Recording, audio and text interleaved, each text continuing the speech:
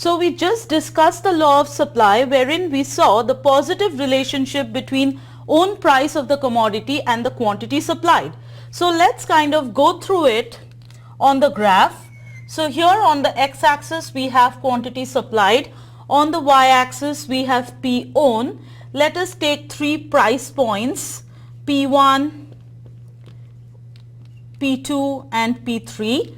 Those could be any values, but according to our example, I'll stick to the values of $2, $5 and $7. Now we are saying that if we start at price point P1 at $5, so that the quantity supplied by the seller at that price is, let's say, 10 units, then whenever the price goes down, the price is lower, the seller has no incentive to sell more, but instead the seller now wants to sell less. And if the price rises to something like P3, then the seller now has incentive to sell more, something like, let's say, $15. And like I told you, I'm not drawing these diagrams to scale. They are all arbitrary numbers. And if I join these points of price and quantity relationship, then I end up getting an upward sloping line, and this upward sloping line is our supply curve S. Now what is the mechanism?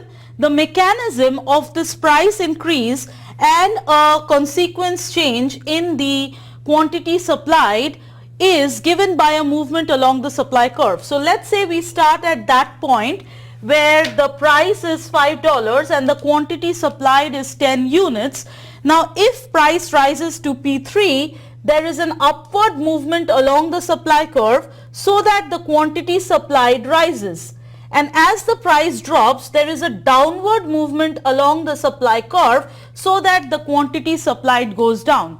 So you can see that other factors in the market staying the same, the non-price factors in the market staying the same, any change in the price level causes a movement along the supply curve, as a result of which you get a change in quantity supplied.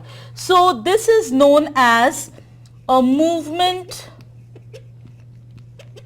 along the supply curve, and it is known as a change in quantity supplied. Just like the demand side, there is a difference between change in quantity supplied and a change in supply.